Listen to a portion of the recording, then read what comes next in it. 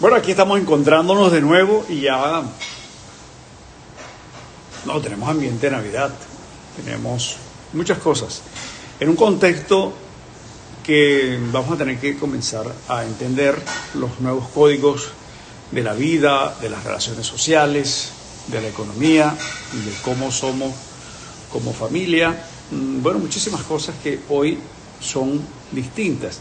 Y no es un capricho, no es una imposición, simplemente creo que debemos tomarlo como la necesidad de meterse por el camino que nos obliga la vida.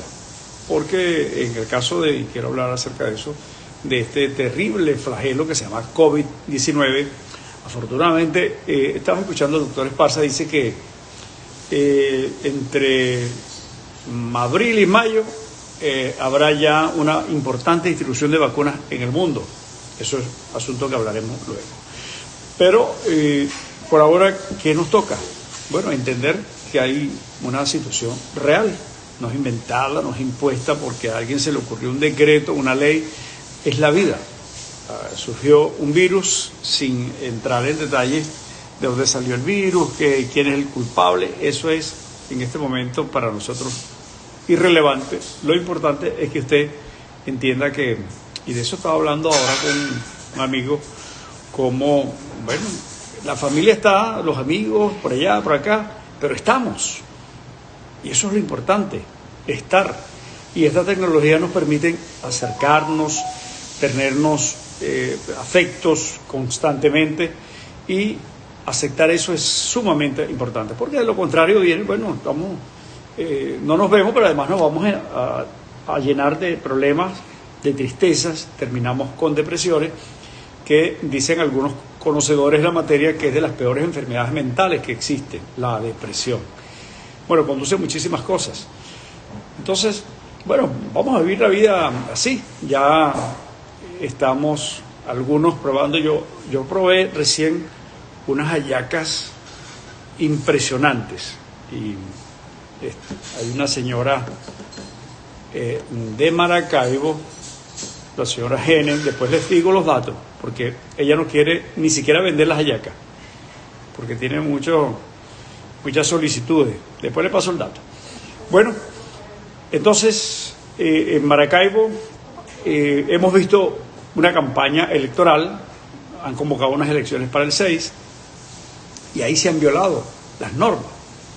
Allí están presentes en actos masivos muchísimas personas, y allí están las consecuencias.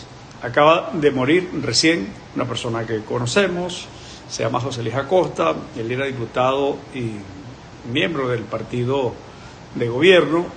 Bueno, lo lamentamos, es una vida, quedan sus hijos, en fin, su familia, y en ello está ejemplificado la grave consecuencia de no atender a la realidad.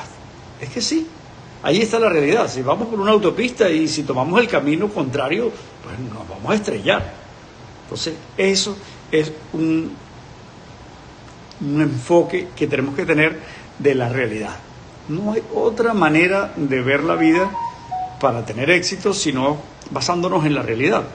Así que ojalá que todos entendamos lo que eso significa y que sí, bueno, queremos ver a nuestros amigos, a nuestra familia, y los queremos abrazar. Los venezolanos somos así, muy expresivos. Nos gusta no solo decir las cosas, sino demostrarlas. Demostrar que amamos a nuestros amigos, nuestra familia, y se lo decimos con abrazos, con besos, sobre todo los maracuchos que son así somos así tan cercanos, tan bullangueros.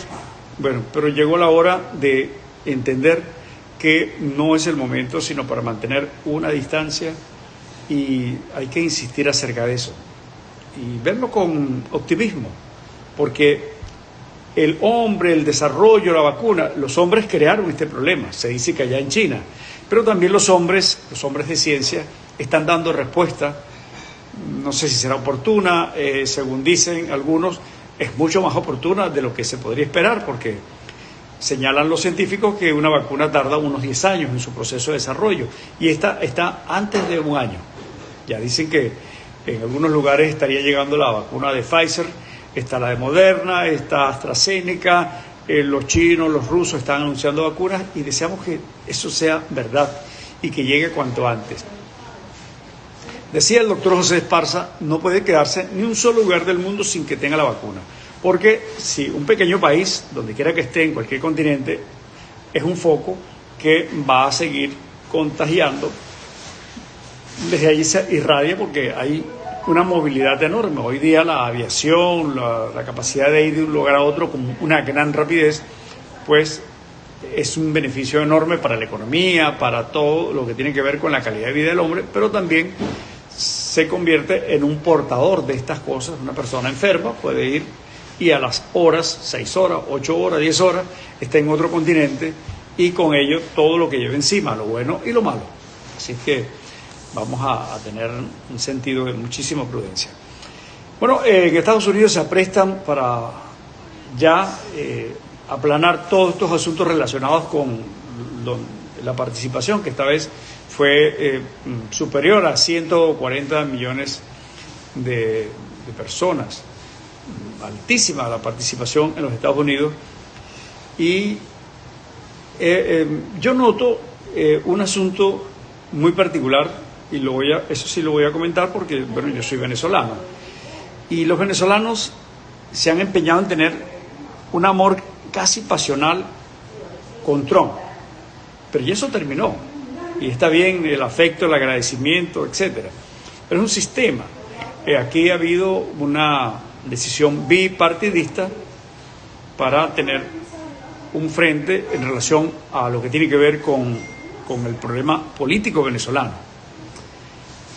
Por allá está un campeón de dominó, Pedro Pérez, lo máximo que hay en dominó. Entonces, el asunto es ese. Sí, la gratitud, pero caramba, no puede ser una actitud tan enfermiza de no es, no ganó, tal. Y si alguien habla del otro candidato o del presidente electo, es enemigo.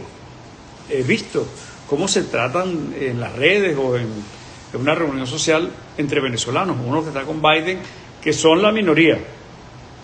Los venezolanos, de una manera muy importante, estuvieron con Trump, y eso no es cuestionable, cada quien decide. Pero el problema de Venezuela no es Estados Unidos, ni es Trump, ni es Biden. El problema de Venezuela es nuestro. El problema de Venezuela fue el 11 de abril. El problema de Venezuela fue un poco antes, haber creado las condiciones para que emergieran un candidato, y muchos sectores le dieron apoyo, y que se convirtiera en algo absolutamente extraño para lo que era el sistema político, social y económico venezolano. Bueno, ahí está, ese 11 de abril, aquel desastre en que se convirtió lo que fue una acción colectiva extraordinaria, esas multitudes que estuvieron reclamando que se produjera una modificación, un cambio, que el presidente Chávez reaccionara. Y eso fue un desastre porque, bueno, terminó renunciando, y luego los que asumieron la responsabilidad para representar a ese colectivo se querían coger eso y convirtieron un proceso político popular, legítimo, en algo absolutamente absurdo, como fue un golpe de Estado cuando decretan la disolución de la Asamblea, del Tribunal Supremo, todas esas cosas. Y luego, para hablar de algunos asuntos en sus detalles más prominentes, como el 2005. No van a elecciones porque, bueno, en lugar de instalar y desarrollar un proceso político, civilizado, organizado, con una disciplina, no hagamos nada, porque si no vamos a votar, Chávez va a quedar deslegitimado. Y entonces la Asamblea quedó en manos del presidente Chávez. ¿Y qué pasó? Bueno, luego las consecuencias que estamos viviendo. Toda la armazón de leyes se constituyeron en esa coyuntura que la ofreció la oposición. Y no es que quizá en ese momento la oposición hubiese ganado, quizás no. Pero si cogen 40, 50%, lo que hubiese sido, no podían producir leyes orgánicas. Había un referente para discutir asuntos para el país. Y quizá el gobierno que estaba desarrollándose hubiese quedado beneficiado con un control que es muy saludable en las instituciones, en la sociedad. Los contrapesos son importantes. Bueno, la oposición decidió, o algunos líderes que tenían el control, decidieron que no. Eso lo dejaban así, porque así iban a tumbar a Chávez. Porque la idea era tumbar, no ir a un proceso democrático. Y así, 2015, la oposición gana las elecciones. La gente votó por muchos nombres que ni siquiera conocían. Ellos algunas veces se abroga un liderazgo que quizás algunos no tienen. La gente votó simplemente porque no les gusta el gobierno, porque rechazan el estado actual de las cosas. Entonces, pero interpretaron que no, que eran ídolos, eran diputados que tenían un liderazgo. Algunos lo tendrán, pero sin duda la mayoría votó a ciegas sin preguntar el nombre porque era contra, no a favor de, contra el régimen, contra Maduro, contra lo que fuera. Y entonces no organizaron todo el proceso que tiene que ver con el reordenar las instituciones, arreglarse con la otra parte, que son los del gobierno, los del PSUV y todos los grupos que hay alrededor. Tienen que reconocerlo, existen, son una realidad. Pero, ¿qué pasó? Bueno, más nada, ahí están las consecuencias y esto se ha diluido, vino el apoyo internacional, todo eso, las presiones, todas esas medidas, pero no podemos decir, no sirvió para nada, pero hemos estado viviendo una mengua extraordinaria, porque desde afuera mucha gente proclama, hay que apretar más el cuello, hay que hundirlos más, hay que bloquear más al gobierno. Ahí hay que preguntarse, ¿ustedes saben cuántos millones de personas a esta hora no han comido? A la hora que usted vea el programa, ¿usted sabe cuántos desesperanzados tenemos en este momento? Niños, mujeres, hombres, ancianos, gente sin empleo, gente que se va porque no hay nada, empresa cerrada. El caso del Zulia es patético, es impresionante lo que ha pasado, porque un señor decidió pues no tomar la gobernación porque cayó en una trampa por no entender la naturaleza de lo que ocurre en Venezuela. Entonces todo creo que pasa por ahí, reconocer que hay un gravísimo error histórico y que hay una realidad que hasta ahora pareciera que no ha sido suficientemente entendida. Autoritario, militarista, como lo quieren llamar, alguien tendrá que ponerle un nombre y apellido, pero el asunto es la actitud que uno reclama que tenga que ver con la gente que la está pasando muy mal. Y no puede darse el lujo a alguien de decir, bueno, vamos a esperar 6 meses. Alguien escribe por ahí o va a la televisión y no, hay que más sanciones o lo que sea, porque un año se mueren de mengua la gente en los hospitales. No hay capacidad para atender, no hay cómo alimentarse, no hay empleo, hay un proceso de pérdida de una generación. Los niños que están naciendo de esas mamás que no los pueden alimentar en su proceso de gestación van a ser unos seres inferiores porque están subalimentados. En fin, todas esas cosas creo que vale la pena considerarlas, porque esto no puede estar en el capricho, en el esquema cerrado, en el egoísmo que algunas veces se expresa cuando uno quisiera hacer que las cosas pasen rápido, pero no es rápido, es bien. Hasta mañana.